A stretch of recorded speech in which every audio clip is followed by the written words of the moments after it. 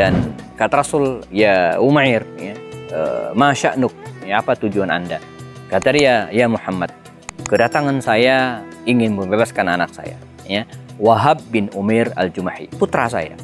La, kata Rasul, tidak. Kedatangan Anda bukan untuk membebaskan anak Anda, ya. Kata Rasulullah, kedatangan Anda untuk membunuh saya. Meniti jalan orang-orang mulia bersama para sahabat Rasulullah SAW, kita nikmati keindahan Islam.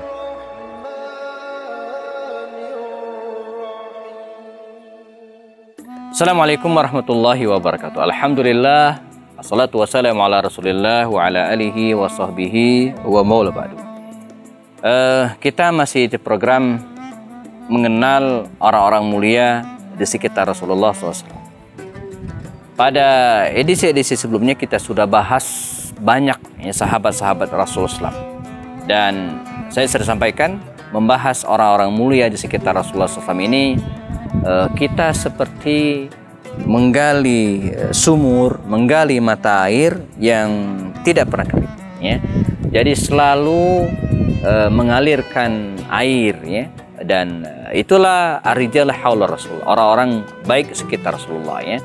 Bahkan keteladanan mereka ini betul-betul bisa kita ambil dari berbagai perspektif, ya. Kita ingin belajar menjadi seorang ulama, banyak kita temukan para ulama di sekitar Rasulullah. Kita ingin belajar menjadi seorang negarawan, ada sosok Umar bin Khattab dan yang lainnya. Menjadi politikus, menjadi pengusaha, ya, menjadi orang yang zuhud dan seterusnya, ya. Nah, bahkan bukan hanya dari sisi keteladanan akhlak, ya, tapi juga dari aspek bagaimana mereka menjalani kehidupan ini. Tokoh kita hari ini adalah Umair bin Wahab al-Jumahi. Ya, Umair bin Wahab al-Jumahi. Al-Jumahi atau Bani Jumah. Ini kabilah terkenal dan kabilah besar di kota Makkah pada waktu itu, sebagaimana kabilah Bani Hashim, kabilah Bani Umayyah, kabilah Bani Makhzum, kabilah Bani Saham dan seterusnya. Kabilah Bani Jumah atau Al-Jumahi. Dia termasuk orang yang memusuhi Rasulullah dengan sangat keras pada awal dakwah. Sehingga ada yang menyebut Umair bin Wahab al-Jumahi dengan syaitan Quraisyin. Bayangin, ya, syaitannya orang-orang Quraisy gitu, ya. Saking keras permusuhannya terhadap Rasulullah SAW. Kehidupannya bersama dengan tokoh-tokoh muda kafir Quraisy pada waktu itu, ada Sofwan bin Umayyah, ada Ikrimah bin Abu Jahal, ada Khalid bin Walid. Ini tokoh-tokoh yang barangkali seusia dengan dia, di mana mereka menghabiskan waktu untuk kehidupan yang glamor. Jadi mereka berjudi, minum minuman keras, ya, dan kemudian menggoda wanita-wanita. Ini kehidupan mereka pada masa jahiliyah pada waktu itu. Nah, ketika Islam datang, mereka tetap dalam kondisi demikian. Dikenal sekali bahwa Umair bin Wahab al-Jumahi ini dia menyandang gelar sebagai bandar judi. Jadi kalau mereka buka lapak judi begitu kira-kira, nah dia bandarnya. Dan kita tahu dalam perjudian itu yang berpulang menang itu adalah bandarnya gitu, ya. Jadi para penjudi itu ya mereka menang sesekali saja, tapi kalau bandar biasanya menang terus gitu, ya. Nah, sampailah kemudian ketika Rasulullah SAW diizinkan oleh Allah SWT untuk hijrah ke Madinah, dan kemudian terjadilah perang Badar, kita tahu pada tahun kedua Hijriah.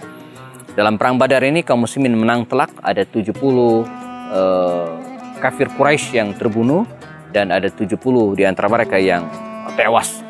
Nah, kekalahan kafir Quraisy dalam perang Badar ini, ya, menyisakan dendam yang luar biasa dalam diri tokoh-tokoh kafir Quraisy pada waktu itu, termasuk dalam diri Umair bin Wahab al-Jumahi. Dia paman-pamannya, keluarganya, ya, dan kemudian tokoh-tokoh Quraisy banyak yang tewas dalam perang tersebut menyisakan dendam. Tapi apa yang mereka lakukan? Tidak bisa. Dalam sebuah keheningan malam, di awal malam, Umair bin Wahab al-Jumahi ini ngobrol santai tapi serius, sersan gitu, ya, kira-kira dengan temannya Sofwan bin Umayyah. Sofwan bin Umayyah bin Khalaf. Kata dia, saking gemes dan dendamnya gitu, ya, kalaulah tidak memikirkan keluarga, kalaulah tidak memikirkan transaksi bisnis utang piutang saya, katanya, barangkali saya akan datang ke Madinah, saya akan bunuh Muhammad, ya, kata Umair bin Wahab al-Jumahi. Serius, kata Sofwan bin Umayyah sahabatnya. Mereka berdua saja waktu itu di atas sebuah batu besar di pusat kota Madinah di keheningan malam. Kalau bahasa hari ini, serius. Ya, serius loh, serius. Ya. Jadi kalau ada yang bisa menjamin keluarga saya, melunasi utang piutang saya dan menyelesaikan transaksi saya, kata Umar bin Wahab ini, saya akan datang ke Madinah dan saya akan bunuh Muhammad. Begini, kata Sofwan. Semua tanggunganmu saya akan jamin. Anak istrimu saya akan biayai. Kalau betul engkau serius ingin membunuh Muhammad. Jadi inilah yang mereka sepakati. Tidak ada yang tahu. Di keheningan malam hanya mereka berdua di atas sebuah batu besar. Maka sebuah rencana jahat segera mereka eksekusi. Berangkatlah Umair bin Wahab al-Jumahi ini, jamaah sekalian, ya, menuju ke Madinah al-Munawwarah dengan alasan ingin membebaskan salah seorang putranya, ya, yang namanya Wahab bin Umair bin Wahab al-Jumahi. Jadi ini agak ribet memang. Jadi namanya adalah Umair bin Wahab al-Jumahi. Nah, anaknya ini namanya Wahab bin Umair bin Wahab al-Jumahi. Emang orang Arab begitu ya. Kalau ngasih nama anak itu ya bolak-balik nama-nama dia juga ya. Maka dia datang ke Madinah al-Munawwarah, ya, membekal senjata yang sudah disiapkan untuk membunuh Rasulullah SAW. Dia segera disamperin oleh para sahabat Nabi seperti Umar bin Khattab dan kemudian mengatakan, kedatangan saya ingin menghadap Muhammad, saya ingin membebaskan anak saya ingin menebus, ya, anak saya. Ya.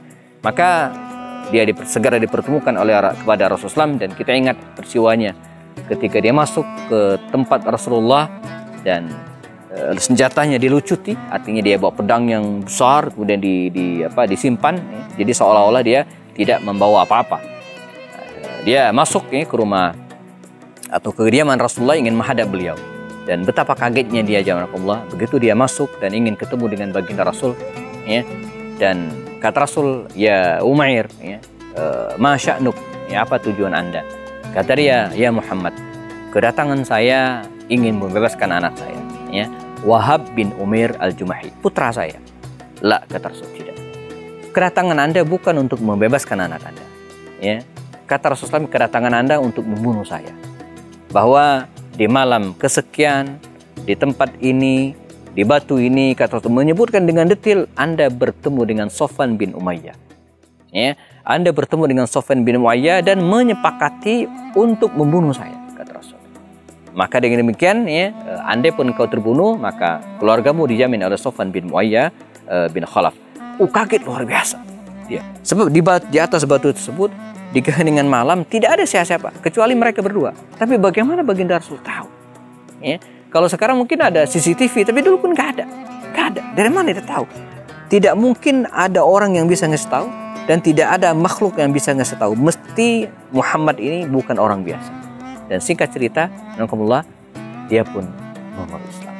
Nah, bagaimana dengan Sofwan bin Umayyah ketika ditinggal oleh Umar bin Wahab al-Jumahi? Dia sudah keluar-keluar di kalangan kafir Quraisy. Kata dia, tunggulah sebentar lagi. Ya, pasti akan terjadi kehebohan. Ya, akan datang berita dari Madinah dan akan ada berita besar. Jadi dia berharap berita itu adalah terbunuhnya Muhammad SAW. Dia berharap demikian. Tapi apa yang kemudian terjadi? Yang terjadi justru sebaliknya. Nah, bagaimana sikap Umar bin Wahab al-Jumahi setelah dia masuk Islam? Ya, apa yang dilakukan dan bagaimana juga dengan kehebohan yang terjadi di Mekah? Kita akan bahas setelah yang berikut ini. Konsumsi British Propolis, sehat insya Allah. Yuk bergabung di komunitas pengusaha perindu Rasulullah. Silakan klik link di deskripsi. Meniti jalan orang-orang mulia bersama para sahabat Rasulullah SAW, kita nikmati keindahan Islam. Ya, kita masih di program meneladani orang-orang mulia di sekitar Rasulullah SAW. Umair bin Wahab al-Jumahi, ini tokoh yang sedang kita bahas. Mekah dibuat heboh. Sofwan bin Umayyah mengatakan bahwa sebentar lagi akan ada berita yang besar. Tunggu saja. Dan orang-orang pun menanti. Dan apa yang kemudian terjadi? Ternyata Umair bin Wahab setelah dia masuk Islam di Madinah, dia pulang ke Mekah. Ketika dia datang, kaget. Sofwan bin Umayyah kaget. Sebab dugaannya dia berhasil, atau Umair bin Wahab ini berhasil membunuh Muhammad SAW, dan maka dia pun dibunuh. Nah ini kok malah balik, seger buger gitu kan? Ini gimana ceritanya gitu ya? Kata dia, ya Umair, gimana kabarnya? Maka dikatakan, diceritakan apa adanya, bahwa dia sudah menghadap Rasulullah SAW dan kemudian masuk Islam. Ya. Dia mengajak kepada semua orang untuk memeluk Islam. Dan disinilah bedanya. Jadi kalau orang lain memeluk Islam secara diam-diam, dia tidak. Dia masuk Islam secara terang-terangan dan mengumumkan keislamannya. Maka benar kata Sofwan bin Umayyah, Mekah heboh. Tapi bukan heboh karena mendengar wafatnya Rasulullah, tidak. Tapi heboh karena Umair bin Wahab al-Jumahi ini ya, masuk Islam. Dan kisah pun berlanjut, ya Rasulullah, bergabung dengan kaum muslimin. Dan sampai pada akhirnya, pada tahun ke-8 Hijriah, ya, ketika baginda Rasul membawa tentaranya 10.000 orang ke Mekah al-Mukarramah membebaskan kota ini, Sofwan bin Umayyah ya, seperti yang diceritakan tadi, termasuk orang yang masuk daftar hitam yang harus dibunuh. Dari sekian sedikit mereka yang ada pada waktu itu ya. Maka mengetahui kondisinya, Sofwan ini segera kabur dari Mekah ya. Dia ingin melarikan diri ke Jeddah dan kemudian berlayar ke Yaman dan seterusnya ya. Nah sahabatnya, ya, tokoh kita hari ini Umair bin Wahab al-Jumahi ingat dengan Sofwan. Maka dia segera mengejar, memburu, ya, sampai di suatu tempat. Kata dia, ya Sofwan mau kemana? Kata dia, dan biarkan saya. Saya tidak mungkin masuk ke Mekah karena Muhammad pasti akan membunuh saya. Kata Umair, tidak. Saya akan menjamin. Nah, jadi kita ketahui ya, ada kebiasaan dan kemudian tradisi bangsa Arab pada waktu itu, yaitu ada disebut dengan jaminan. Jadi suaka politik. Siapa yang berada dalam jaminan seseorang, maka dia tidak bisa dia apa-apain, kecuali harus melangkahi dulu mayat orang yang menjamin tersebut. Nah ini Umair bin Wahab al-Jumahi bersedia menjadi pembela ya, dari Sofwan ini. Maka masuklah Sofwan ke Makkah al-Mukarramah, bertemu dengan baginda Rasul dan kemudian dia berbicara dengan Rasulullah. Walaupun Sofwan ini terlambat masuk Islam 4 bulan kemudian, tapi dia akhirnya mendapatkan hidayah. Bagaimana dengan Umair bin Wahab? Umair bin Wahab ini jemaah, dia terus mengejar ketertinggalannya dan dia pernah mengatakan, saya tidak mau ada suatu momentum, ada suatu tempat di mana dulu saya memusuhi baginda Rasul SAW, kecuali saya juga akan berbuat kebaikan di situ. Dia ingin menebus semua kesalahan yang pernah dilakukan terhadap Rasulullah dan terhadap Islam. Nah ini juga teladan bagi kita jemaah, bahwa masing-masing dari orang, siapapun mungkin pernah masa lalu, punya masa lalu yang buruk. Tidak ada orang yang suci, ya. Tidak ada orang yang terbebas dari kesalahan. Ya. Al-insan mahalul khata wa nisyan. Manusia itu tempatnya salah dan lupa, gitu ya, nisyan, ya. Dan khairul khata'in, sebaik-baik orang yang melakukan kesalahan adalah mereka yang bertaubat, ya, yang mengganti kesalahan-kesalahan tersebut dengan kebaikan-kebaikan. Di antara kita, na'udzubillah, mungkin dulu pernah melakukan dosa. Mungkin ada yang pernah berzina, mungkin ada yang minuman keras, ada yang berjudi, ada yang pernah durhaka terhadap kedua orang tuanya. Semua dosa-dosa tersebut sangat berbahaya bagi seseorang. Tetapi ketika dia bertaubat dan kemudian minta ampun kepada Allah SWT, maka at-taubatu ya tahdimu ma qablahu. Taubat itu akan meruntuhkan, menghilangkan semua dosa yang dia lakukan. Semoga kita bisa meneladani sosok Umair bin Wahab al-Jumahi, insyaallah. Dan tetap bersama kami di kajian berikutnya. Assalamualaikum warahmatullahi wabarakatuh.